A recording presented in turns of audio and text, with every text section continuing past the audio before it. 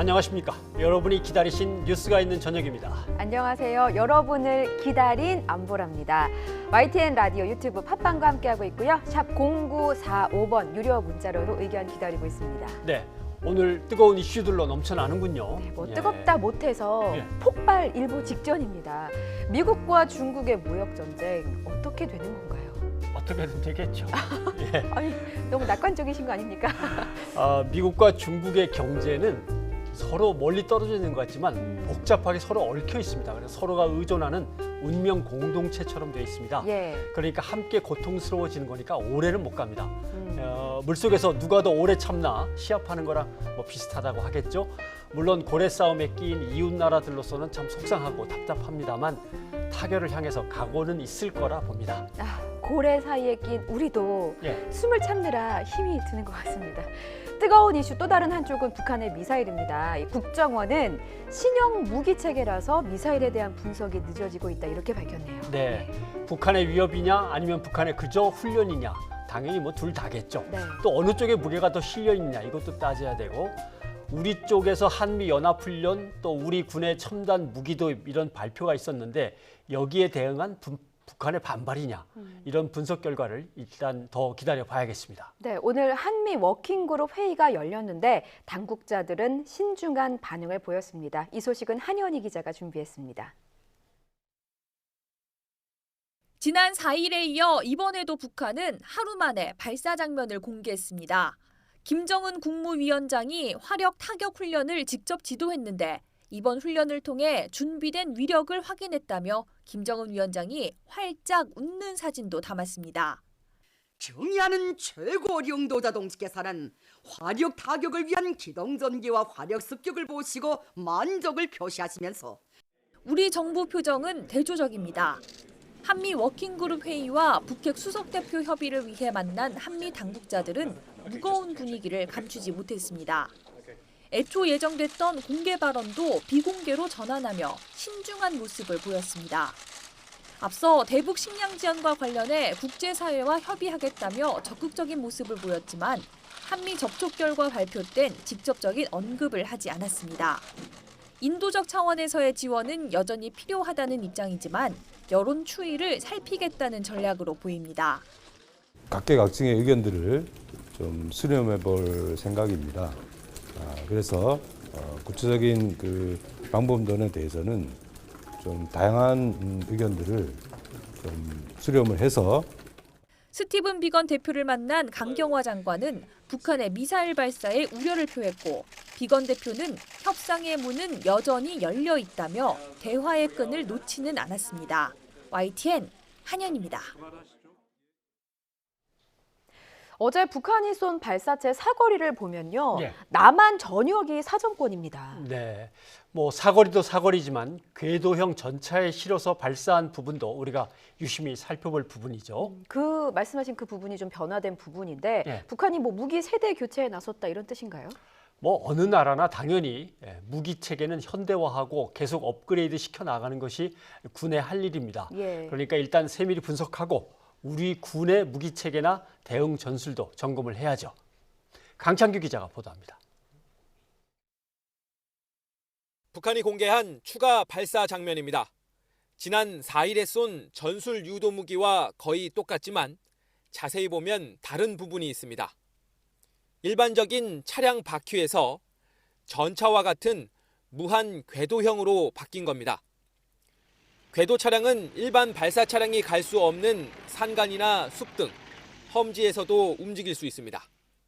신형 궤도형 발사대는 차륜형과 달리 숨길 수 있는 지역이 넓어져서 탐지가 어렵고 연료주입이 필요 없는 고체 엔진 미사일로 기습 발사도 할 수 있습니다. 이번에 발사체는 420km까지 날아 동해에 떨어졌는데 방향을 남쪽으로 틀면 서울은 물론 평택 주한미군기지와 미사일 사령부까지 사정권에 들어옵니다. 다른 단거리 탄도미사일처럼 전방에 배치할 경우 사실상 남한 전역을 타격할 수 있게 됩니다. 북한판 이스칸데르라고 불리는 이 무기는 스커드 같은 일반적인 탄도탄에 비해 낮은 고도로 비행하는 게 특징입니다. 하강 단계에서는 사드의 요격 가능 범위인 40km 이하로 날아올 뿐 아니라 변칙 비행으로 요격이 어렵습니다. 북한이 신형 전술 유도무기로 세대 교체에 나선다면 우리 군의 대응 전술에도 변화가 불가피합니다. YTN 강정규입니다. 네, 강정규 기자의 보도를 보셨는데 이 발사체의 정의를 두고도 미국과 우리나라가 지금 차이를 보이고 있는 거죠. 예, 우선 미국은 어떻게 보고 있는 겁니까? 미 국방부는 탄도미사일로 본다는 성명이 나왔습니다. 탄도미사일이라면 유엔 안보리 결의 위반인 거죠. 네. 그러니까 북한은 2017년 11월 대륙간 탄도미사일 ICBM 발사 이후에 1년 5개월 만에 유엔 안보리 결의를 위반한 셈이 되는 겁니다. 네. 뭐 탄도미사일은 꼭 거리만으로 판정하는 건 아닙니다. 네. 궤적도 봐야 되고 발사체 추진 로켓도 확인을 해야 됩니다. 그런데 탄도미사일로 판정이 된다면 유엔이 움직일 수밖에 없죠. 예. 그렇다고 해서 유엔이 지금까지 한 것도 상당히 강한 거여서 새로운 제재를 또 내놓기보다는 아마 경고가 나오든지 아니면 유엔 유감 성명이 나오든지 그 정도가 될 것 같습니다. 예. 그런데 이제 우리 군 당국의 발표를 보면요. 의견이 조금 다릅니다. 네. 단거리 미사일로 판단된다. 이 탄도 미사일 여부는 면밀한 분석이 필요하다. 이런 입장입니다. 네. 국방부와 합참이 국회에 그렇게 보고를 했고요. 예. 미사일이 40여 킬로미터인 저고도인 점을 강 기자의 보도에서도 보셨습니다만 고려한다면 예. 지금으로서는 아직은 탄도미사일로 단정 짓기는 조금 어렵습니다. 그래도 미사일은 미사일인 거잖아요. 그렇죠. 예. 예. 탄도든 순항이든 미사일로 확인됐기 때문에 이것은 남북 9.19 군사합의 서로의 위협적인 군사행동을 자제하자는 취지를 위배한 것이라고 볼 수 있는 거죠. 예. 유엔 제재 위반이냐 아니냐를 가르는 문제입니다. 그렇다면 이 탄도 미사일과 일반 단거리 미사일은 어떻게 다른 건지 조금 구체적인 설명이 필요할 것 예. 같습니다. 말보다는 그래픽을 한번 보시면서 예. 제가 설명을 보태드리겠습니다. 쉽게 예. 설명해 주십시오. 쉽게. 첫째, 비행 방법. 순항 미사일은 일정한 높이, 일정한 속도로 쭉 날아가는 시스템입니다. 그런데 네. 탄도 미사일은 높이, 대기권 밖으로까지 올라갔다가 내려 꽂히는 시스템이 되는 거죠. 그렇군요. 예. 이 날아가는 방식이 다르면 뭐 설계도 다른 건가요? 그렇죠. 순항 미사일은 공기와 연료를 섞어서 터트립니다. 그런 제트 엔진으로 날아갑니다. 비행기가 똑같은 거죠. 그런데 로켓은 대기권 밖으로 올라가야 되잖아요. 예. 거기에는 공기가 희박하죠. 산소가 없습니다. 그래서 산소를 만들어낼 수 있는 산화제를 싣고 다닙니다. 그걸 합쳐서 폭발시키면 엄청나게 뜨거운 고압 가스가 나오는데 그걸 내뿜으면서 예. 이제 날아가는 거죠. 그게 로켓입니다. 이게 이제 탄도 미사일의 동력을 이제 여기서 얻는 거죠. 비행 방법의 차이로 보니까 그냥 머리에 착착착 정리가 됩니다. 다행입니다. 그래서 그것들을 확인해야만 예. 이게 순항이었는지 로켓 탄도였는지를 확정 지을 수 있는 거죠. 그렇군요. 네. 예. 이제 난감한 건 정부와 청와대입니다. 미국은 북한과의 대화를 이어가려는 건 분명해서 식량 지원은 그래도 계속 하자고 나올 걸로 보입니다. 네, 우리도 이 식량 등 인도적인 지원을 생각하고 있었는데 네. 자유한국당의 반대로 지금 정치 갈등이 불거지겠죠? 김주영 기자의 보도 보시겠습니다. 취임 한 달을 맞은 김현철 통일부 장관이 윤상현 국회 외교통일위원장을 찾아나는 핵심 대화 주제는 대북 식량 지원입니다. 김 장관은 북한의 식량난이 심각한 수준이라며 지원의 필요성을 밝혔습니다. 다만 북한의 단거리 미사일 발사 등을 고려한 듯 각계각층의 의견을 수렴하겠다며 사회적 합의를 모아주는 역할을 국회가 해달라고 요청했습니다. 이 합의와 공감이 중요하다는 생각이 들고 그런 차원에서 국회에서 그런 그 합의를 모아주는데 좀 역할을 해주시면 저도 열심히 고맙겠습니다. 하여튼 하지만 여야의 반응은 극명하게 갈렸습니다. 더불어민주당은 북한의 군사행동에 대해서는 남북 군사합의 위반이고 한반도 평화에 역행한다고 비판하면서도 인도적 지원은 전향적인 검토가 필요하다고 강조했습니다. 인도적 차원에서 즉각적으로 지원되는 게 바람직하다 이렇게 생각하고요. 또 그렇게 하는 것이 북을 대화와 협상의 길로 나올 수 있는 그런 유인책도 된다 이렇게 생각합니다. 반면 자유한국당은 기본적으로 대북 인도적 지원에 반대하진 않지만 북한이 주민의 삶은 외면한 채 핵과 미사일 고도화에 주력하는 상황에서 적절하지 않다는 뜻을 분명히 밝혔습니다. 오로지 핵 고도화에만 전념하고 있는데 그 그런 북한에 대한 엄중한 제재가 필요한 상황에 국제사회가 오판할 수 있는 이런 일들을 하는 것은 그건 해서는 안 되는 일이라고 생각합니다. 북한에 대한 지원을 긴장 완화와 대화 재개의 지렛대로 삼아야 한다는 의견과 대북 제재 고삐를 한층 당겨야 하는 시점에 부적절하다는 주장이 맞서면서 한동안 정치권에서도 논란이 이어질 전망입니다. YTN 김주영입니다. 2주년 특별 대담 대통령에게 묻는다. 문재인 대통령 모셔보도록 하겠습니다. 예. 안녕하세요. 아유, 반갑습니다.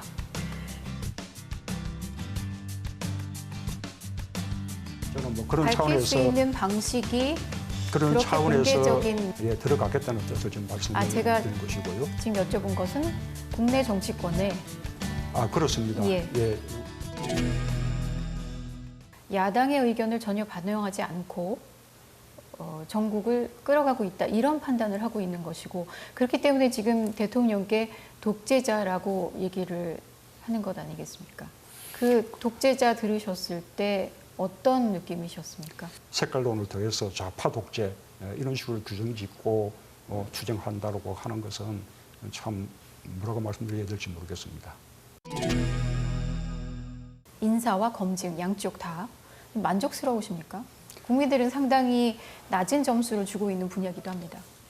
임명된 그런 장관들이 업무를 제대로 못한다면 그것이야말로 인사 실패인 것인데 잘하고 있다면 인사 실패일 수가 없는 것이죠. 네, KBS 송현정 기자의 이름이 하루 종일 실시간 검색어에 올랐습니다. 네. 문재인 대통령과의 특집 대담을 진행하면서 인터뷰 태도가 논란이 됐던 거죠. 청와대가 답을 내놨습니다. 네, 문재인 대통령이 불쾌하지 않았다고 전했습니다. 오히려 더 공격적인 공방이 오갔어도 괜찮았겠다고 말했다고 청와대 핵심 관계자가 밝혔다고 하네요. 네, 질문이 사전에 얼마나 조율됐는가 이 부분도 참 관심이었는데요. 네, 이 청와대 관계자는 초반에 25분가량 북한 관련 질문만 진행돼서 주제별로 좀 균형이 흐트러진 걸 보면 조율이 됐다고 볼 수 없을 것이다 이렇게 설명했습니다. 네, 진행에 대한 논란이 커지면서 문재인 대통령이 국민에게 전하고 싶었던 내용이 오히려 주목을 받지 못하는 게 조금 아쉽습니다. 예. 중요한 건 국민과 대통령의 소통이 중요하죠. 예. 네, 문재인 대통령은 정치권에도 손을 내밀었죠. 영수회담과 여야정 상설협의체를 다시 가동하자고 제안했는데 반응은 어떤가요? 속내는 좀 복잡들합니다. 예. 다만 자유한국당은 국정 전반을 논의하자라고 이제 역제안을 한 거고요. 청와대와 여당 입장에서는 대화의 물꼬를 일단 트는 게 중요하니까요. 네. 의제와 형식을 바꿔서라도 대화 테이블에 앉는 데다 의미를 둘 듯합니다. 최기선 기자의 보도 보시죠. 문재인 대통령은 패스트트랙을 거치며 얼어붙은 전국을 풀자면서 여야 5당 원내대표에게 여야정 상설협의체 재가동을 제안했습니다. 민생 그런 법안들도 많이 있고 또 한풀로 추경 문제도 논의를 해야 되고 그래서 이런 국면에서 이렇게 필요한 것이 지난번에 합의했던 여야정 상설국정협의체를 가동하는 것이라고 생각합니다. 대북 지원 논의를 위해 여야 대표도 만나겠다고 밝혔는데 민주당 이해찬 대표는 적극 환영한다고 밝혔습니다. 한국당은 국정 전반에 대한 논의와 대통령과의 단독 회담을 요구하면서 일단 거절했습니다. 지금 우리가 대통령과 만나서 북한의 식량 나눠주는 문제 그것만을 이야기하겠다고 하면 그게 무슨 의미가 있겠습니까? 여야정 협의체도 참석 대상을 교섭단체 3당으로 줄여야 실질적 논의가 가능하다고 반박했습니다. 자유한국당을 들러리로 세우는 5당 여야정 협의체, 사실상 범여권 여야정 협의체입니다. 한국당의 이 같은 반응에 청와대와 민주당 지도부는 의제와 형식을 바꿔서라도 대통령과 여야 지도부의 회동을 추진하는 방안을 검토 중인 것으로 알려졌습니다. 대화 물꼬부터 트자는 겁니다. 민생의 어려움을 푸는 것이 국회에 부여된 소명임을 깨닫고 야당도 국회로 돌아와 주실 것을 정중히 요청드립니다. 국회 정상화 고민과는 별도로 이른 아침부터 하도급 문제 해결을 위한 당정청 회의와 건강보험 강화를 위한 현장 최고위원회의도 잇따라 열었습니다. 현장의 생생한 목소리를 청와대와 정부에 전달하고 이에 기초해서 맞춤형 정책을 수립한다는 그 정책 효과는 극대화될 것입니다. 민주당은 장애 투쟁 중인 한국당을 민생으로 압박하고 있는 가운데 한국당 내부의 협상파와 지금 대통령을 만나 무슨 얘기를 나누겠냐는 강경파 사이 최종 입장이 어떻게 조율되는지에 따라 꽉 막힌 정국이 풀릴 수 있을지 분수령이 될 것으로 보입니다. YTN 최기성입니다. 이어서 브리핑이 있는 저녁 시간입니다. 오늘 하루의 사건 사고를 이연아 기자와 함께 정리해 보겠습니다. 어서 오십시오. 안녕하세요. 네, 첫 소식은 뭡니까? 네, 그 계속된 차량 화재로 문제가 됐던 수입차 브랜드 BMW 코리아 회장이 김효준 씨가 자동차관리법 위반 혐의로 경찰 소환 조사를 받았습니다. 네. 오늘 오전 9시 40분쯤 경찰에 출석한 김 회장은요, 포토라인에 서서 공식적인 입장을 밝혔는데 직접 들어보시죠. 고객분들을 비롯한 많은 분들께 심려를 끼치는 점 다시 한번 송구스럽게 생각합니다. 고객분들의 큰 협력으로 리콜은 상당 부분 완료가 돼서 재발 방지를 위해서 최선의 노력을 하고 있습니다. 오늘 그간의 과정을 있는 그대로 소상하게 말씀드리면서 성실하게 조사에 임하겠습니다. 네, 하지만 이 김 회장은 결함을 알고도 고의로 숨겼냐, 본인 책임을 인정하냐 등의 취재진의 질문에는 답을 하지 않고 조사실로 걸음을 옮겼습니다. 네, BMW의 결함 은폐 의혹 사건 발단부터 좀 정리가 필요해 보입니다. 네, 좀 오래됐죠. 예. 시작은 지난해부터입니다. 지난해 BMW 차에서 잇따라 불이 나는 사고가 발생을 했었고요. 예. 그러면서 결함 은폐 의혹이 자연스럽게 제기가 됐습니다. 사고가 끊이지 않자 의혹이 확산됐고 BMW 측은 지난해 7월 2016년부터 유럽에서 비슷한 엔진 사고가 있어 원인 규명을 위해 실험해 왔는데 최근에야 EGR 결함이라는 결론이 나왔다며 리콜을 시행을 했습니다. 네. 하지만 이 얘기는 즉 BMW는 부품 결함은 인정을 하지만 바로 직전에 인지가 됐다라고 발표해서 사실 고의적 결함은 아니다라는 입장을 동시에 밝힌 것인데요. 예. 당시의 기자회견도 직접 들어보시죠. 2016, we noticed the first time smaller holes developing in the intake manifold, but at this time we were not aware of and did not find a cause, not aware of why this was happening. 논란과 의혹이 계속되자 국토교통부가 민관 합동조사단을 구성해 결함 은폐 의혹을 조사가 들어갔었고요. 예. BMW가 2015년부터 결함을 인지하고도 은폐 축소했다라는 이런 조사 결과를 지난해 말에 발표를 합니다. 예. 그 당시 내용도 한번 직접 들어보시겠습니다. 이미 15년 10월에 BMW 본사에서는 EGR 쿨러 균열 문제 해결을 위한 TF를 구성하였으며 설계 변경 등 화재 위험을 줄이기 위한 조치에 착수한 정황이 포착되었습니다. 네, 하지만 또 국토부 조사와는 별도로 화재 피해를 본 BMW 차주 등 이 소비자분들이 BMW 본사와 한국지사, 회장 등 관계자들을 자동차관리법 위반 혐의로 또 경찰에 고소를 했었는데요. 네. 피해자들의 법률 대리인의 말도 저희가 좀 준비했습니다. 직접 들어보시죠. 자동차관리법에 보면 결함 은폐를 한 경우 바꿔서 얘기하면 이 자동차의 안전에 관한 결함을 알면 30일 안에 리콜을 실시해야 됩니다. 그거를 하지 않으면 최대 10년의 징역에 처할 수 있게 아주 강력한 처벌 조항이 있습니다. 그래서 그거에 해당하는 건지 우리가 수사해달라 이렇게 한 거거든요. 네, 이후 경찰은 지난해부터 결함 은폐 관련 조사를 쭉 진행해 왔습니다. 네, 경찰 조사는 진척이 좀 있습니까? 네, 많은 진전이 있었습니다. 네. 지난해부터 세 차례 걸쳐서요. BMW 코리아 본사, EGR 납품업체 본사, 연구소 등을 압수수색하고 관계자들을 불러 조사를 해왔습니다. 예. 현재까지는 BMW 독일 본사 하랄트 크리거 회장과 요한 에벤비 클러 품질관리 부사장, 그리고 예. BMW 코리아 김효준 회장, 임원, 실무자 등 총 18명이 입건이 됐습니다. 예, 그렇다면 이제 오늘 김 회장을 피해자 신분으로 소환 조사한 이후에 진행될 수사 방향도 저희가 좀 짚어봐야 될 것 같습니다. 네, 취재 결과 오늘 이 김 회장의 소환 조사는 사실상 이 사건의 거의 뭐 마무리 단계로 봐도 될 것 같습니다. 예. 경찰은 이미 혐의를 입증할 수 있는 그 상당 부분의 자료를 확보한 상황인데요. 예. 일단 뭐 지난달 16일에 수사관 12명이 동원이 됐습니다. 압수수색 장소는 BMW 코리아 서버 보관 장소인 뭐 세종텔레콤, BGN테크 등입니다.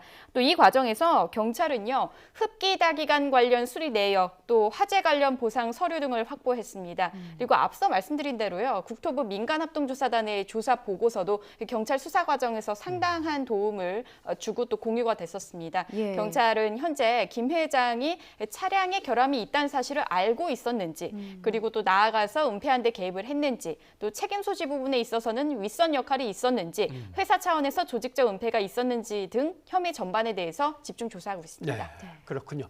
자, 다음 소식으로 가보죠. 어떤 겁니까? 네, 다음 소식은 성관계 동영상을 불법 촬영하고 예. 유포한 혐의로 구속 기소된 가수 정준영 씨 관련된 소식입니다. 예. 오늘 첫 공판 준비길이 있었습니다. 장소는 서울중앙지방법원에서 열렸는데요. 정 씨의 혐의 잠깐 정리를 다시 해보면 네. 정 씨는 지난 2015년 가수 승리 등이 참여한 카톡 대화방에 여성들과 성관계한 사실을 밝히고 11차례 불법 촬영물을 유포한 혐의로 구속 기소가 됐습니다. 정식 재판에 앞서서요, 공소 사실에 대한 쟁점을 정리하고 사실 뭐 심리 계획을 세우는 자리이기 때문에 네. 피고인의 출석 의무는 없었는데 정 씨는 오늘 출석을 했었고요. 예. 그리고 법정에서 혐의를 모두 인정했습니다. 네. 정 씨 변호인의 말에 따르면 공소 사실은 모두 인정하고 검찰이 제시한 증거도 동의한다 이렇게 밝혔는데 또 논란이 됐던 발언 중에 하나가 불법 촬영 유포 피해자들과 합의를 하고 싶다라는 네. 얘기를 했었고 재판부가 피해자들에 대해 국선 변호인을 선임해달라는 얘기도 했습니다. 예, 앞서 가수 승리도 언급 잠깐 하셨는데 승리는 어떻게 됐습니까? 네, 승리는요, 성매매 알선과 횡령 혐의에 더해서 예. 본인이 직접 성매수를 한 혐의까지 추가된 상황입니다. 그렇죠. 네. 그래서 가수 승리의 구속 여부는 오는 14일 결정이 됩니다. 14일 오전 10시 반에 서울중앙지방법원에서 승리와 또 유인석 전 유리홀딩스 대표의 구속 전 피의자 신문이 열리는데요.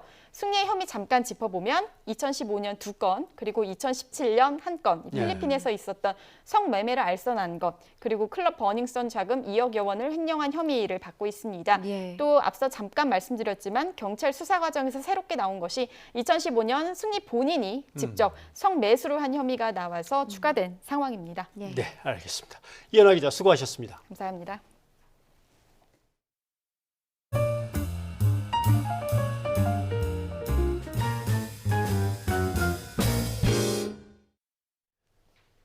변상욱의 뉴스가 있는 저녁 함께하고 계십니다.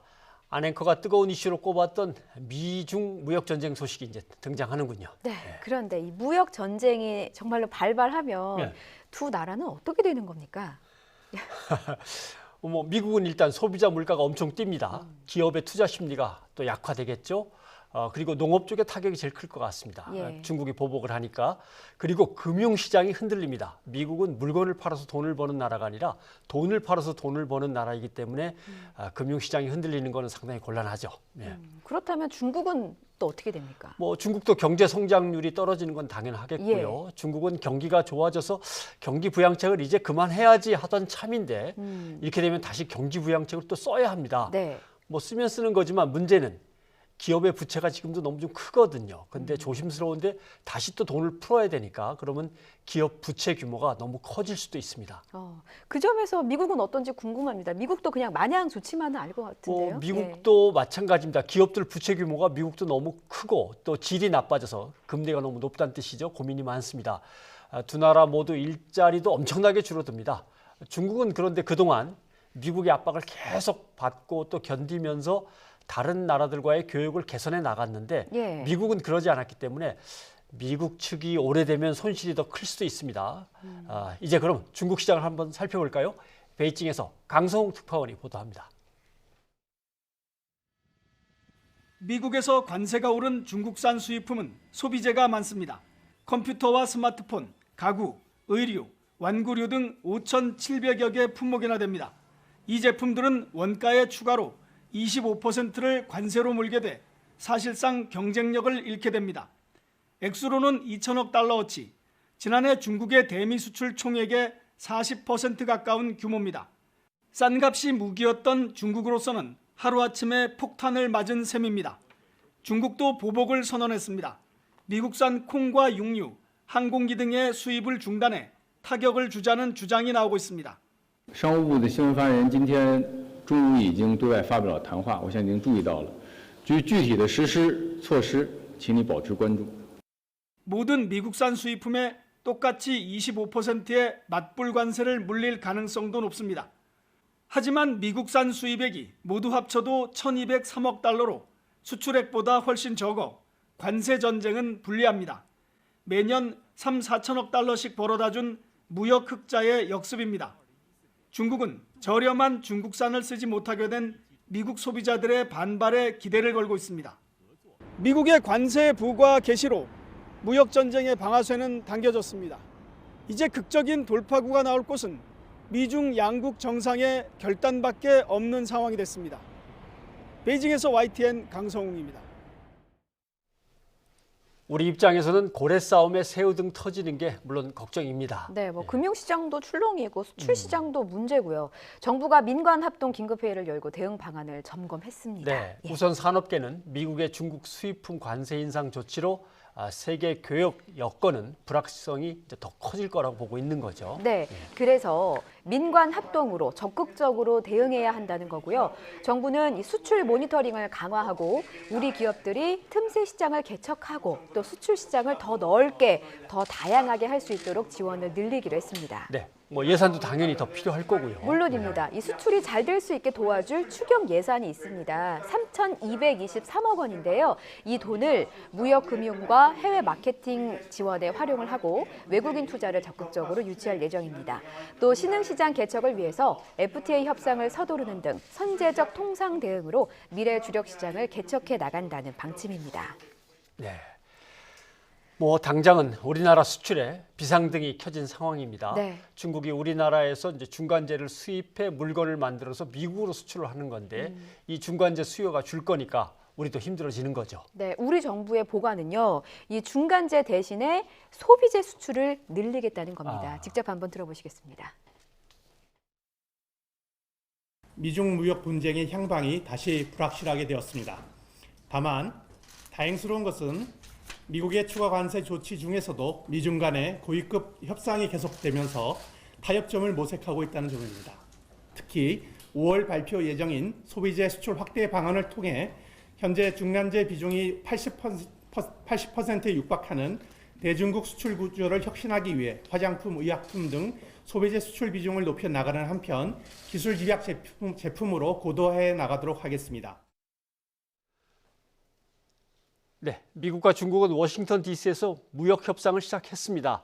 협상 첫날은 뚜렷한 성과를 내지 못한 채로 끝이 났고요. 앞으로 협상이 어떻게 진행될지 또 협상의 결과에 따라서 우리나라 경제에서는 어떤 영향을 미칠지 윤석천 경제평론가와 함께 자세한 얘기를 나눠보겠습니다. 어서 오십시오. 예, 안녕하세요. 좀처럼 진전이 없는데 잘 되겠지 하면서 사실 속은 타들어갑니다. 왜 이렇게 난항을 겪는 겁니까? 사실 좀 안타깝습니다. 네. 그런데 그럴 수밖에 없는 구조죠. 사실 트럼프 대통령은 보호무역주의를 주창함으로써 대통령이 된 인물이라고까지 얘기할 수가 있지 않겠습니까? 또 그 뒤를 뒷받침하고 있는 이번에 이제 미중 간 무역협상의 대표로 나와 있는 로버트 라이트하이저라는 그 미국 무역 대표 부장이 어떻게 보면 초강력파라고 얘기할 수 있습니다. 심지어는 중국을 갖다가 거학이라고 얘기하는 사람이니까요. 또 이분의 전력을 보게 되면은 1985년 그 유명한 미국과 일본 간의 플라자 합의 있지 않습니까? 그렇죠. 그 협상을 갖다가 어린 나이에도 상당히 어떻게 보게 되면 주도적으로 이끌었던 인물이에요. 협상장에서 일본 측 대표들한테 종이 비행기를 날렸다거나 아니면 일본 측 대표들이 자기들의 의견을 갖다가 개진할 때 계속 자기 말만 해가지고 어떻게 보게 되면 일본을 갖다가 무시하거나 어떤 경멸하는 태도를 보임으로 해서 결국은 플라자 협상을 갖다가 어떻게 보면 미국 측 입장에서 보면 성공적으로 이끌었다고 얘기할 수가 있겠죠. 네. 하긴 그래서 일본 같은 경우에는 그때부터 한 지금까지 어떻게 보면 잃어버린 20년 계속 떠밀리고 있는 거죠. 그렇게 떠밀리고 있는 겁니다. 사실 그런데 그런 인물들이 이제 중국을 갖다가 1980년대 일본처럼 생각을 하고 있는 거거든요. 자신들의 경제 패권에 가장 큰 위협이 될 수 있는 나라로 중국을 얘기하고 있는 거고요. 반면에 중국은 이번 기회에 만약에 일본처럼 꺾이게 되면은 네. 사실은 다시는 경제 패권을 줄 수가 없는 것은 물론이고 궁극적으로는 시진핑 어떤 체제 자체도 어떤 위기에 처할 수 있는 개연성이 있다는 거죠. 예. 따라서 두 나라의 협상은 대부분의 전문가들이 예상하기에는 사실은 서로가 건널 수 없는 강을 갖다 건너려고 하는 시도로 보이는 거고요. 아하. 그럼에도 불구하고 타결이 아니라 봉합 수순으로 갈 수밖에 없는 거는 네. 미국 트럼프 대통령 입장에서는 내년 2020년 재선이 급한 그렇죠. 상황이지 않습니까? 예. 만약에 이게 진짜 협상이 완전히 결렬이 돼가지고 미국의 금융시장에 큰 타격을 받고 미국의 그나마 회복 기미를 보고 있는 경제 기조, 실물 경제 자체가 위기에 처하게 되면 재선은 어떻게 보게 되면 물 건너간다고 할 수가 있겠죠. 그러면 대통령 자리가 날아갑니다. 네, 중국 예. 역시 그거는 마찬가지고요. 그래서 궁극적으로는 서로가 윈윈할 수 있는 방안을 찾을 거다.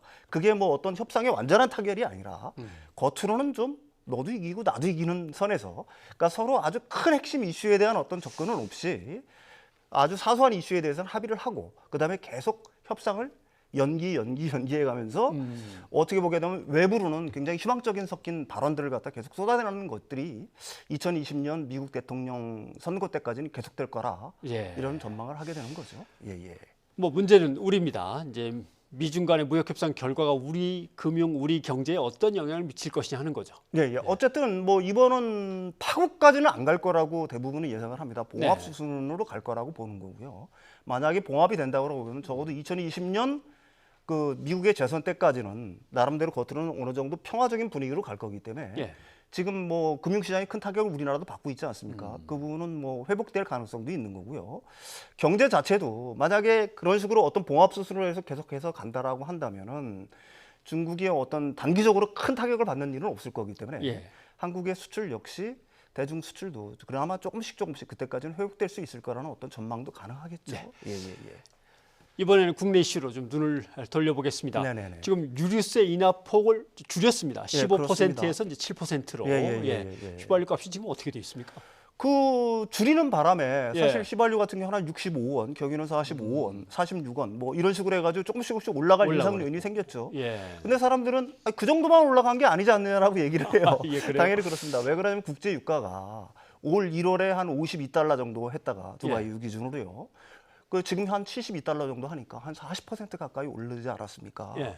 그러니까 그 부분이 포함이 되니까 사실 소비자들이 느끼는 그 체감 어떤 가격은 굉장히 높을 수밖에 없는 거고요. 평균 가격은 지금 오피넷 기준으로 보면은 전국 평균이 한 1,500원, 예. 그다음에 서울 평균이 한 1,600원 정도 하는 줄 알고 있습니다. 그러니까 올 초에 1,340원 정도 했으니까 260원 정도 오른 셈이고 예. 그걸 50리터 기준으로 넣는다고 하면 한 13,000원. 한 달 기준에 한 4번 정도 넣는다고 하면 5만 원에서 한 6만 원 정도 추가 부담이 생긴 거죠. 예. 네네. 그렇군요. 네. 근데 우리나라 기름처럼 세금이 많이 붙은 게 없어. 아니야. 뭐 평균 정도는 되지 않을까 말들이 많은데 우리 유류세는 어느 정도 수준입니까? 유류세를 어떻게 정의하냐에 따라 달라져요. 유류세라는 거는 우리가 일반적으로 얘기하는 유류세라는 거는 교통세, 환경세, 에너지세, 그렇죠. 그다음에 주행세 뭐 등등등을 포함하는 걸 갖다 유류세라고 합니다. 네. 이 유류세는 정액제예요. 정액. 네. 근데 유류에 붙는 세금이 이것뿐만이 아니지 않습니까? 부가세, 예. 관세, 그다음에 수입할 때 수입 부담금 등이 붙는데 이건 정률로 붙어요. 근데 이런 정률로 붙는 세금 빼고 정액제로 붙는 유류세만을 놓고 볼 때는 OECD 평균을 하회합니다. 예. 그러니까 OECD 36개 나라 중에서 휘발유는 한 29번째, 경유는 한 26번째 정도 되니까 그 유류세만 넣고 보면은 좀 낮은 수준이죠. 예. 근데 유류세를 제외한 세전 가격. 예, 세전 가격. 부가세를 제한 세전 가격으로 보면 우리나라가 높습니다. 어. 이거 왜 그러냐면은 운송비도 있을 거고요. 그렇죠. 정유사의 예. 생산성이 다른 나라에 비해서 낮다는 얘기도 있을 수가 있을 거고, 아니면 정유사라든지 주유소에 가는 유통 마진 자체가 좀 커질 수 있는 거고, 예. 거기엔 또 뭐 관세라든지 이런 것들이 다른 나라보다 높은 가능성도 있겠죠. 정리를 하면은 그 유류세만 놓고 볼 때는 OECD 평균을 하회하지만 유류세를 제외하고 부가세를 제외한 세전 가격 기준으로 놓고 보면은 OECD 한 3위 정도 하니까 높은 3위 편에 정도. 속하는 거죠. 예. 그런데 이제 국제 유가가 출렁인 이 타이밍에 인하하던 폭을 줄여버리니까 이제 왜 하필 이때 우리를 이렇게 괴롭히느냐고 이제 원성도 생기는 거예요. 예, 맞습니다.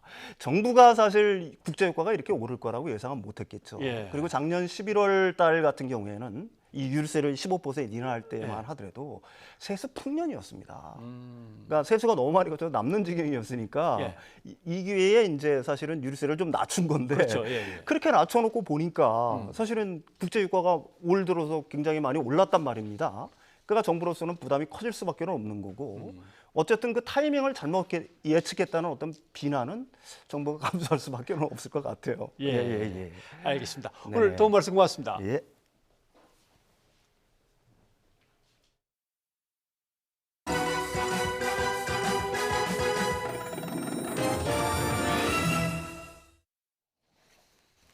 인터넷을 달군 소식 종류 가리지 않고 다 모았습니다. 내 맘대로 탑3. 오늘은 한마디 탑3 준비했습니다. LA 다저스의 에이스 그리고 로열 베이비 졸업 논란 트윗, 철자 틀린 채 발행된 호주 집회 소식입니다. 화면 보시죠. 먼저 3위입니다. LA 다저스의 현재 에이스는 커쇼도 아닌 뷰러도 아닌 류현진이다. LA타임스가 최근 22경기 성적을 비교 분석한 결과를 올리면서 류현진이 에이스 왕관을 손에 넣었다고 평가했습니다. 자, 다음은 2위 보시죠. 얼마 전 영국 해리 왕자의 2세가 태어났죠. BBC 라디오 방송 진행자가 로열 베이비를 두고 인종차별적인 트윗을 올렸다가 해고당했습니다. 로열 베이비가 병원을 나왔다는 첨언과 함께 정장을 입은 부부가 침팬지 손을 잡고 있는 사진을 올린 건데요. 화면 가운데 있습니다. 이 트윗이 파문이 커지자 얼른 지우고 단순 개그일 뿐이라고 해명했지만 결국 직장을 잃었습니다. 한마디 탑3 1위입니다. 호주에서 $50짜리 신권이 4,600만 장이 발행됐는데요. 알고 보니 철자가 틀렸습니다. 책임이라는 뜻의 단어 responsibility에서 이 맨 뒤에 들어가는 I가 빠진 채로 인쇄가 된 건데요. 그래도 회수하지는 않겠다고 연방준비은행은 밝혔습니다. 진짜 오타가 있나 없나 찾아보려고 했는데 안 보입니다. 육안으로는 확인이 어려운 1mm 이하의 아주 작은 글씨라고 하네요. 자, 다음은 누리꾼들의 집중 포화를 받은 기사들입니다. 화나요 탑3 준비했어요. 화면으로 보시죠. 3위입니다. 시속 170km로 달리는 KTX에서 유리창을 깨고 뛰어내린 30대 여성이 문매를 맞았습니다. 더는 살고 싶지 않다고 외친 뒤에 뛰어내린 건데요. 천운으로 살아나기는 했지만 수천만 원에 달하는 손해배상을 해야 할 위기에 놓였습니다. 안타까워하면서도 해서는 안 되는 행동이라고 따끔하게 혼내는 누리꾼들이 많았습니다. 화나요 탑3 2위 보시죠. 짧게 자른 머리로 법정에 들어선 가수 정준영 씨입니다. 성관계 동영상을 불법으로 촬영하고 유포한 혐의를 인정하면서 피해자들과 합의를 하고 싶다고 밝혔는데요. 혐의를 인정하고 피해자와 합의한 뒤에 선처를 호소하는 쪽으로 전략을 바꾼 것이 아니냐는 분석입니다. 화나요 탑3 압도적 1위입니다. 내연녀의 10대 딸을 3년에 걸쳐서 성폭행한 60대 남성이 징역 18년형을 선고받았는데요. 인면수심이라는 말도 부족한 건 피해자의 친엄마입니다. 범행을 말리고 딸을 보호하기는커녕 정기적으로 피임을 시키는 등 범행에 동조한 혐의로 징역 10년을 선고받았습니다. 이 추악한 범행에 누리꾼들의 분노는 가라앉을 줄 몰랐습니다. 내 맘대로 탑3였고요. 뉴이저는 60초 뒤에 다시 찾아오겠습니다. 네, 변상욱의 뉴스가 있는 저녁을 함께하고 계십니다. 네, 샵 0945번 유료 문자 그리고 유튜브 팟빵 댓글로 시청자 의견을 받고 있는데요. 저희 문자 소개부터 한번 해볼까요? 예. 네. 글쎄요. 9007님, 북한을 진정한 협상 대상으로 본다면 상호 인정하는 태도가 필요합니다. 여러 언론에서 북한 보도를 보면 마치 먹을 게 없어서 쩔쩔매는 북한을 거지 취급하는 듯한 인상을 받아서 안타깝습니다. 이렇게 해주셨네요. 예, 1449님께서는 변상욱 앵커가 기자를 30년 동안 하셨다는 소식을 들었습니다. 앞으로 안보라 앵커와 준비 좀 잘 해달라고 하셨는데 제가 정정해 드릴게요. 36년이십니다. 그러니까 제가 태어난 해에 기자 생활을 시작하셨어요. 어찌 보면 동갑일 수 있는. 알겠습니다. 그렇게 동갑으로. 농담입니다. 동갑으로. 유튜브 의견 전해드릴게요. 하늘님. 하늘님. 네. 지금이 중국을 상대로 한 제2의 프라자 합의, 일본을 눌렀던 미국의 프라자 합의나 마찬가지처럼 보입니다. 이런 의견 주셨습니다. 최철우님께서는 집단 성폭행은 사안이 매우 심각하다 이런 의견 주셨고요. 점프 고양이님 뉴스가 딱딱하지도 않고 진행도 간결하다는 평가 남겨주셨습니다. 감사합니다. 계속해서 고맙습니다. 많은 시청 주의 바라겠습니다. 자, 저희 다음 뉴스 전해드리겠습니다. 오늘 금요일이잖아요. 금요일 퇴근길은 사실 언제나 기분이 좋지만 다음 주를 생각하면 마음이 조금 무겁습니다. 다음 주 왜요? 왜냐하면 버스 노조 파업 때문입니다. 앞서 파업 찬반 투표에서 압도적인 투표율로 파업이 가결이 됐는데 쟁의 조정이 이루어지지 않을 경우에 15일부터 파업에 들어간다는 방침을 다시 확인했다고 합니다. 자동차 노조는 남은 기간 최선을 다해서 교섭을 진행하겠지만 14일, 그러니까 다음 주 화요일까지 조정이 성립이 되지 않으면 수요일 첫 차량부터 전면 파업에 들어갈 방침이라고 밝혔습니다. 네. 서울과 경기를 비롯한 전국의 버스 2만여 대가 멈춰서는 버스 운행 대란이 이제 우려되는 거죠. 해결 방안은 없는지 손명수 국토부 교통물류실장을 연결해서 자세히 알아보도록 하겠습니다. 손 실장님, 잘 들리십니까? 네, 잘 들립니다. 버스 노조 파업이 주 52시간 시행에 따른 것이다. 이렇게 보도는 됐는데 국토부는 또 의견이 다르신 것 같습니다. 버스 노조가 파업을 하는 가장 큰 현안은 뭡니까? 네, 이번에 15일로 파업을 예정하고 있는 쟁의 신청은 약 245개 업체에서 신청을 했는데요. 이들 업체는 이미 준공영제를 실시하고 있거나 1일 2교대를 실시하고 있는 그런 업체들입니다. 그래서 이미 주 52시간 이하로 근무를 하고 있는 사실상 그런 업체들이기 때문에 15일 파업 예정을 하고 있는 지금 그 업체들은 주 52시간과는 좀 직접적인 관련은 없고요. 임금 인상 요구라든가 정년 연장 이런 것을 주요 이슈로 지금 인단협을 하고 있는 과정으로 알고 있습니다. 국토부의 입장을 보면 이제 문제 해결을 위해서 지자체의 인상 요금이 필요하다 이런 입장이신 것 같고 또 지자체는 재정 문제 때문에 난색을 표하고 있는 상황입니다. 왜 요금 인상이 불가피하다고 보시는 겁니까? 시내버스 요금은 통상 4년 주기나 4, 5년 주기로 인상이 되어 왔습니다. 매년 인상된 것이 아니고요. 그래서 지금 수도권 시내버스 요금 같은 경우에는 15년도에 인상이 되고 지금 4년째 인상이 없었습니다. 그래서 지금 그 통상적인 인상 주기가 왔고요. 그리고 지금 서울이나 인천처럼 또 그다음에 다른 광역시도 마찬가지입니다만은 그런 곳은 이미 준공영제를 하고 있기 때문에 추가 채용의 필요성이 별로 없습니다. 그런데 이제 문제가 되는 곳은 경기도를 비롯하여 이제 많은 다른 도 지역의 경우에는 주 52시간제가 7월 1일부터 시행이 되지 않습니까? 그렇게 되면 이제 좀 더 많은 기사들을 채용을 해야 됩니다. 그러려면 재원이 필요하거든요. 그 재원을 지금 이제 마련할 수 있는 가장 현실적인 대안이 요금 인상이다. 그렇게 대부분 공감을 하고 있습니다. 네. 어제도 지자체 부단체장들을 모아서 이 문제를 얘기하신 것 같은데 지자체는 움직이지 않는 것 같습니다. 뭔가 노와 사 그리고 지자체가 만날 수 있는 어떤 지점 같은 것 이게 없는 건가요? 대부분 지자체들도 요금 인상의 필요성은 공감을 하고 있는데 여러 가지 이제 아무래도 인상을 하면은 지역민들이 부담이 되기 때문에 지금 좀 그런 부담감을 느끼고 있는 것 같고요.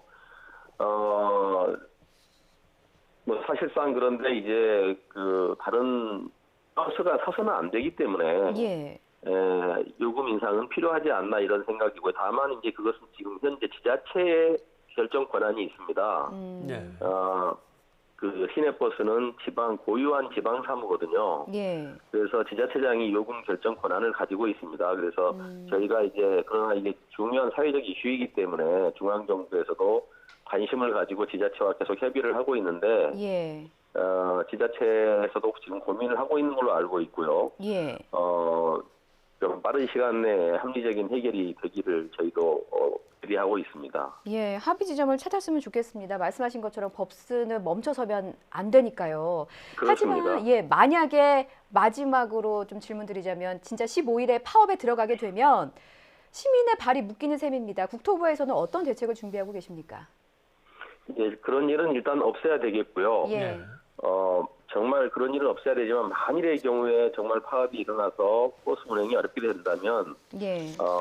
전세 버스를 투입해서 출퇴근에 지장이 없도록 하고 또 지하철이라든가 이런 도시철도를 연장 운행하고 예. 운행 편수를 더 늘리고 그리고 택시 부재도 해제하고 예. 이러한 대책을 지금 준비 중에 있습니다. 네. 오늘 손명수 실장님 바쁘신데 도와주셔서 고맙습니다. 잘 들었습니다. 네, 감사합니다. 다음은 김학의 전 차관 수사 소식 짚어볼까요? 네, 이 첫 소환 조사에서는 혐의를 전면 부인을 했고요. 주말에 이제 한 번 더 소환이 될 것 같은데 저희가 어떤 점을 좀 주목해서 보면 좋겠습니까? 일단은 뇌물이죠. 예. 그러니까 재개발 사업을 도와줄 테니 아파트 다오 이렇게 김 전 차관이 요구를 했다는 게 윤중현 씨의 진술이지 않습니까? 예, 윤중천 씨의 진술이었죠. 그런데 윤중천 실제로 씨. 그 사업은 실패를 했잖아요. 어떻게 보면 오고 간 게 없을 텐데 이게 예. 뇌물죄가 성립이 될까 그 부분이 궁금합니다. 그래도 요구를 분명히 했다면 그리고 예. 확실한 대가를 지목하면서 요구를 했다면 죄가 될 수 있습니다. 그리고 하나 더 이제 별장 동영상 성접대 의혹도 있습니다. 네. 검찰은 이 부분에 대해서도 뇌물 혐의를 검토하고 있는 거죠. 신지원 기자가 리포트에서 자세히 확인해 보겠습니다. 5년 반 만에 다시 검찰에 나온 김학의 전 법무부 차관은 강도 높은 조사 끝에 14시간여 만에 귀가했습니다. 하지만 김 전 차관이 여전히 모든 혐의를 부인하면서 추가 조사가 불가피해졌습니다. 앞서 검찰은 핵심 관계자인 건설업자 윤중천 씨를 조사하면서 뇌물과 성접대 의혹에 관한 진술을 확보했습니다. 지난 2007년 초 김 전 차관이 목동 재개발 사업을 도와준다며 아파트 한 채를 요구했다거나 고가의 서양화를 건넸다는 주장입니다. 당시 재개발 사업이 실패하면서 실제 부동산을 받지는 않았지만 김 전 차관이 확실한 대가를 전제로 뇌물을 요구했다면 죄가 될 수 있습니다. 다음으로 김 전 차관이 윤 씨의 소개로 만난 여성과 성관계를 맺은 뒤 이를 입막음하려고 윤 씨가 여성을 상대로 제기한 1억 원대 소송을 포기하게 했다는 주장이 있습니다. 김 전 차관이 성관계 폭로를 막기 위해 제3자인 여성에게 이익을 제공한 것으로 해석할 수 있는 부분입니다. 검찰은 사건의 발단이 된 별장 성접대 의혹도 성폭행보다는 뇌물 혐의 적용을 검토하고 있습니다. 성관계 자체가 강제였다기보다는 윤 씨가 자신의 사업 이익을 위해 여성을 접대 수단으로 이용했다는 겁니다. 뇌물 액수가 1억 원이 넘으면 공소시효가 15년으로 연장되기 때문에 검찰은 관련 혐의들을 하나로 볼 수 있을지 따져보고 있습니다. 김 전 차관과 윤 씨의 대질 조사 가능성도 열려 있는 가운데 검찰은 한 차례 추가 조사를 마무리하는 대로 다음 주 초 김 전 차관에 대한 구속영장을 청구할지 결정할 방침입니다. YTN 신지원입니다. 네, 검찰이 강신명, 이칠성 두 전직 경찰청장에 대해서 동시에 구속영장을 청구했죠. 예, 20대 총선을 앞두고 정보경찰을 동원해서 친박 후보들을 도운 혐의입니다. 전준영 기자의 보도 보시겠습니다. 검찰이 선거법 위반과 직권남용 혐의로 전현직 경찰 고위 간부 4명에 대해 한꺼번에 구속영장을 청구했습니다. 강신명, 이철성 전 청장을 비롯해 김상훈 전 경찰청 정보국장, 박화진 전 청와대 치안비서관 등 4명입니다. 20대 총선을 앞둔 지난 2016년 경찰 조직은 강신명 청장과 이철성 차장이 이끌고 있었는데 검찰은 이 당시 경찰 수뇌부가 청와대 요청을 받아 불법으로 선거에 개입한 것으로 보고 있습니다. 당시 청와대에 파견돼 있던 박 전 치안비서관이 김 전 경찰청 정보국장을 통해 청와대 요청을 전달했고 강 청장과 이 차장이 함께 구체적인 방안을 논의해 지시했다는 게 검찰의 판단입니다. 20대 총선을 앞둔 2016년 여당이던 새누리당은 공천권을 두고 이른바 옥새 파동까지 거치며 극심한 내홍을 겪고 있었습니다. 당시 경찰은 친박계와 갈등을 빚던 정치인들의 동향을 파악하고 선거 판세 분석 보고서 등을 작성한 것으로 드러났습니다. 특히 강 전 청장과 이 전 청장 등은 경찰청 정보국장으로 재직하면서 정부 비판적인 인물들을 불법 사찰한 혐의도 받고 있습니다. 검찰은 이들이 진보교육감을 비롯해 세월호 참사 특별조사위원회나 일부 인권위원회 위원들을 이른바 좌파로 규정하고 사찰하면서 견제하는 역할을 한 것으로 보고 있습니다. 전직 경찰수장 2명에 대해 동시에 구속영장이 청구된 건 경찰 74년 역사에 이번이 처음입니다. 과거 정부에서 벌어진 정보경찰의 불법 행위지만 검경 수사권 조정에 민감한 시기인 만큼 영장 결과에 따라 파장이 예상됩니다. YTN 전준영입니다.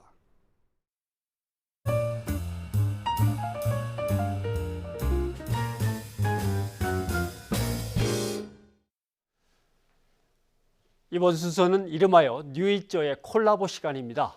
언론계는 특종 경쟁 시스템으로 이루어져 있습니다만 이제는 누가 이겼냐가 아니라 어느 언론사가 시청취자, 이용자들께 가장 좋은 정보들을 정확히 서비스하느냐, 이것이 최고의 가치입니다. 그래서 언론사들도 경쟁이 아닌 언론사끼리의 공유와 협력의 시대, 이른바 콜라보 시대가 시작되는 거죠.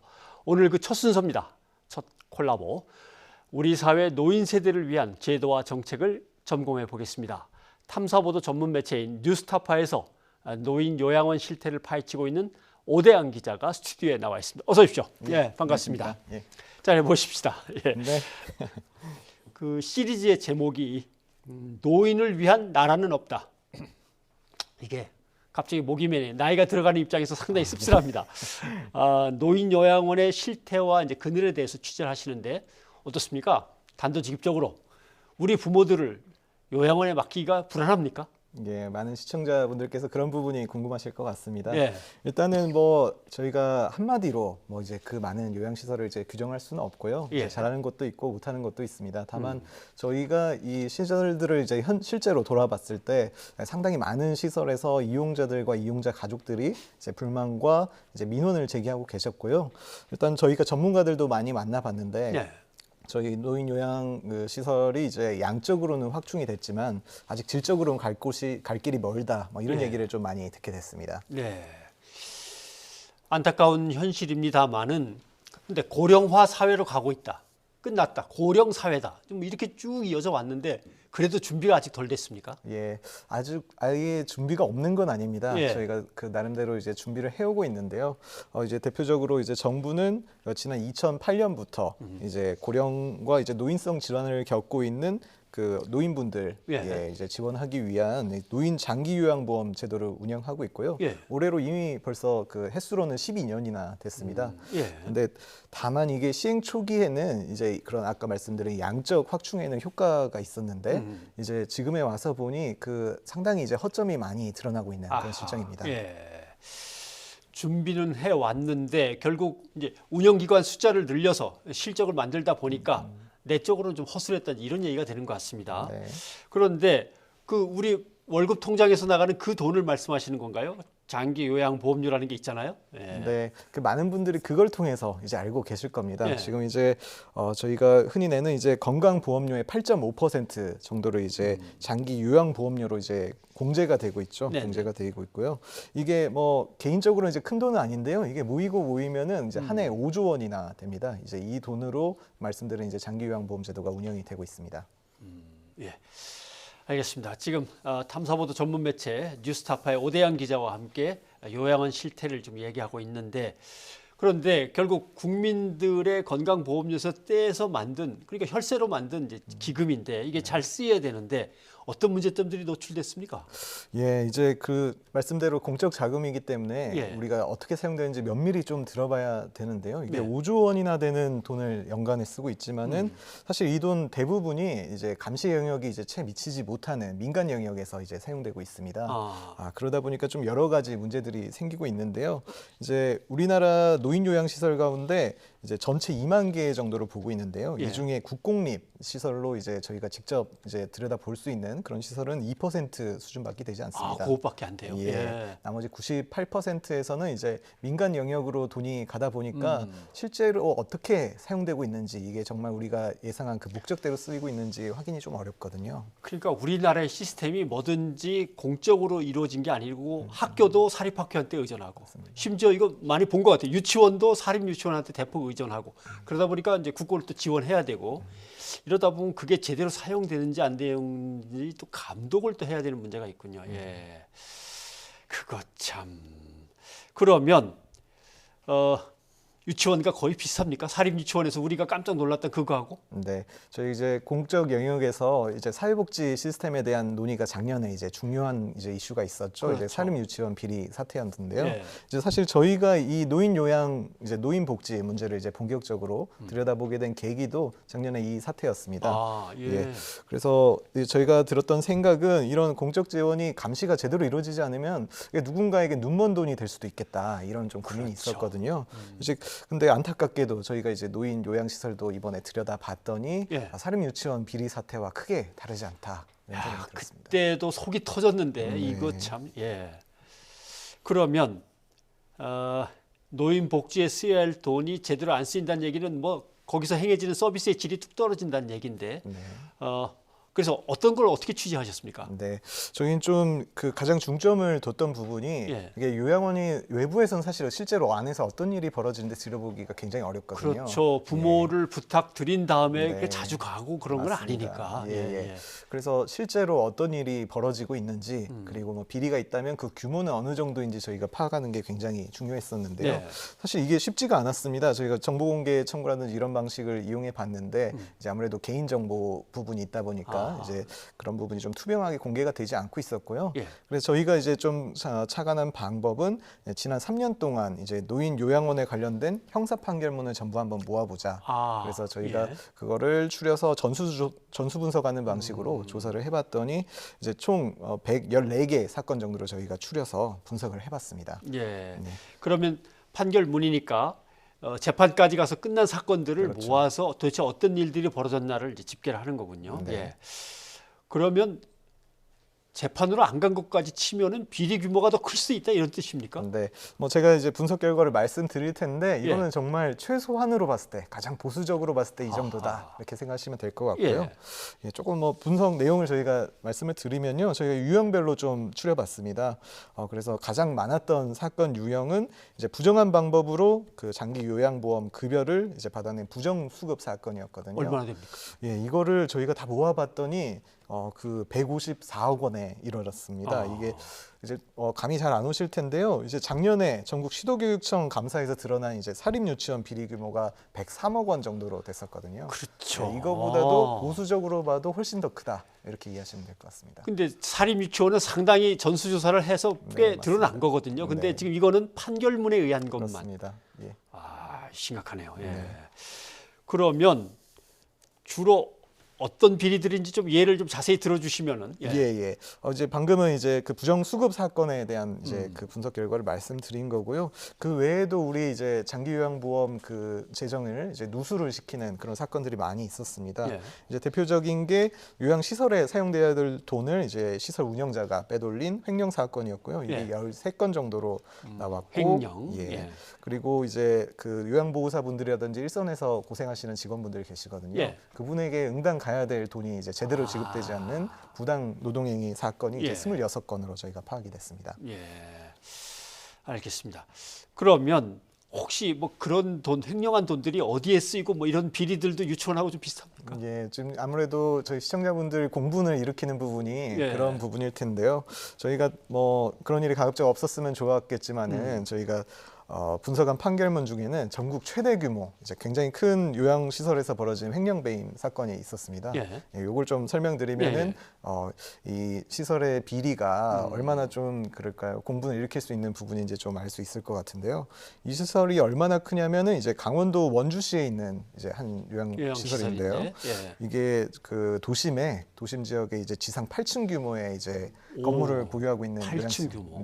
제가 가서 보니까 백화점 건물을 연상시키더라고요. 그 정도로 큰 시설인데 이제 또 다른 가늠할 수 있는 요소가 이제 지난 한 해 이 시설에 들어간 이제 장기 요양보험 급여가 60억 원 정도였습니다. 60억. 상당히 큰 액수가 들어가고 있는 걸로 보이는데요. 여기 실태를 들여다보면은 흔히 아시는 비리의 종합판입니다. 이제 이곳에 이제 운영하는 법인 이사장 같은 경우에는 이제 자신이 살 아파트를 요양원 돈으로 구입을 했고요. 그리고 본인 자녀에게는 흔히 알고 있는 고급 외제 승용차를 구입해줬습니다. 그리고 또 자신의 이제 다른 가족의 명의로 이제 급여를 제공한다는 형식으로 또 33차례나 이제 6천만 원이나 금액을 빼돌렸고요. 예. 이렇게 저희가 금액을 다 모아봤더니 예. 이제 4년 동안 이제 4억 원에 이르는 재정 누수를 낳았던 사례였습니다. 그러니까 이제 유치원에서 봤던 것 또는 뭐 정부의 고위 관료들이나 뭐 정치인들이 저지른 비리 뭐 이런 것들이 다 여기 모여 있네요. 네, 그렇다고 할 수 있습니다. 그러면 이런 식으로 호화 생활을 했는데 처벌은 제대로 받는 겁니까? 예, 그 부분이 또 인상적이었는데요. 저희가 이 판결문을 이제 분석해서 봤더니 이 이사장 같은 경우에는 이제 징역 1년, 집행유예 2년을 이제 선고받았고요. 한마디로 이제 집유 처벌이 나온 거죠. 그리고 여기가 이제 보니까 법인의 이사와 주주 모두가 직계 가족으로 구성돼 있습니다. 자기들끼리. 예. 그러다 보니까 사실 이제 횡령배임이 일어나면은 그 이사장에 대한 책임을 물어야 되는데 사실상 물을 사람이 없는 거죠. 이런 상황이어서 저희가 그 요양원을 직접 방문해 봤더니 여전히 잘 운영이 그 이사장이 직접 운영을 하고 있었습니다. 예. 자, 그러면 상당히 오랜 기간 동안 횡령해서 돈을 빼돌리고 그걸로 자기 집도 사고 자동차도 사고 자기의 친인척 또는 가족을 허위로 직원으로 이제 예를 들면 세워놓고 이제 돈을 또 빼돌리고 뭐 별별 방법이 다 있는데 당국의 감독은 어떻게 이루어지고 있는 겁니까? 네, 또 이 부분이 또 안타까운 지점인데요. 저희가 일단은 그 요양원에 대한 감독과 행정처분 권한은 이제 각 지자체가 가지고 있습니다. 지자체가. 예, 이제 각 지자체가 이제 감독을 하는데 저희가 이 부분에 대한 정보공개 청구도 해봤는데 이제 보건복지부의 답변은 한 2명 정도가 이제 각 지자체 각 2명 정도 이제 담당자가 있는데 이런 부족한 인력과 시간으로는 사실상 전체 시설을 이제 감독하기가 어렵다. 이런 얘기가 저희 현장에서 참 많이 들었거든요. 그리고 또 다른 이제 운영 주체인 이제 건강보험관리공단 보험공단에서라도 이 부분을 잘 관리해야 되는데 역시 마찬가지 얘기가 나왔습니다. 예. 이 부분은 직접 저희가 그 취재 중에 들은 얘기가 있는데요. 예. 한번 들어보시면 어떨까요? 네. 저희 개정지역본부 관내에 장기한 기관 수가 한 2,800개가 되는데 실제 저희가 현지조사를 할 수 있는 거는 1년에 한 100여 개 정도밖에 안 돼요.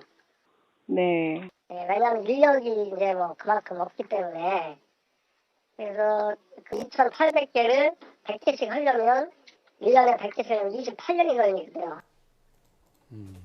예. 지금 뭐 유튜브에 계속 의견이 올라오고 있습니다. 둘리 아기공룡님은 요양원도 똑같다 사립유치원하고 그다음에 푸른바다님은 노인 문제, 육아 문제 참 심각합니다. 뾰족한 답도 없고 이렇게 됐는데 그래도 이 문제를 뭔가 어떻게 풀어가야 될 거 아닙니까? 네, 맞습니다. 그 말씀 주셨는데 이제 그 시행 초기 이게 제도가 이제 이제 정착이 되는 과정에서 이제 좀 문제점들이 있었던 거거든요. 한마디로 양적으로 늘리려고 우선을 하다 보니까 이런 질적으로 우리가 들여다볼 기회가 많이 없었던 것 같습니다. 전문가들의 지적도 이런 문턱을 민간의 이제 진입 문턱을 낮추다 보니까 정말 그 진정성을 가진 그런 사업자들이 들어오는 게 아니라 이런 개인적 영리 추구를 하는 그런 사업자들이 많이 들어오게 됐다 이런 지적을 하고 계시거든요. 예, 그래서 좀 일단 1차적인 해법은 이런 일단은 너무 낮은 문턱을 어느 정도 제한을 두고요. 정말 진정성이 있고 여기에 경험과 전문성을 지닌 인력과 자원들이 들어오도록 유치를 하는 게 첫 번째일 거고요. 결국은 그리고 이 문제 우리가 말씀하신 것처럼 이미 고령사회에 진입을 했거든요. 여기에 대한 많은 경각심을 우리가 가지고 지켜보면서 나아가서는 이제 민간 영역에 모든 걸 맡길 것이 아니라 이제 국공립 요양시설을 많이 설립을 해서 이제 정부나 이제 어떤 공적 영역이 작동할 수 있도록 만드는 게 핵심적이라고 할 수 있겠습니다. 네, 알겠습니다. 자, 뉴스타파의 오대양 기자 오늘 수고하셨습니다. 고맙습니다. 네, 감사합니다. 네, 샵 0945번 유료 문자 그리고 유튜브와 팟빵으로 시청자 여러분의 의견을 받았죠. 뭐부터 소개를 할까요? 2236님. 네. KTX 그 열차 안에서 어떻게 자살 생각을 했을까요? 한순간의 돌발 행동으로 모든 것이 사라진다는 사실 잊어서는 안 됩니다. 네, 저희가 내 맘대로 탑3에서 봤던 기사인데 뭐 누리꾼들도 마찬가지인 의견을 정말 많이 주시더라고요. 유튜브를 통해서 올라온 의견들도 좀 살펴보겠습니다.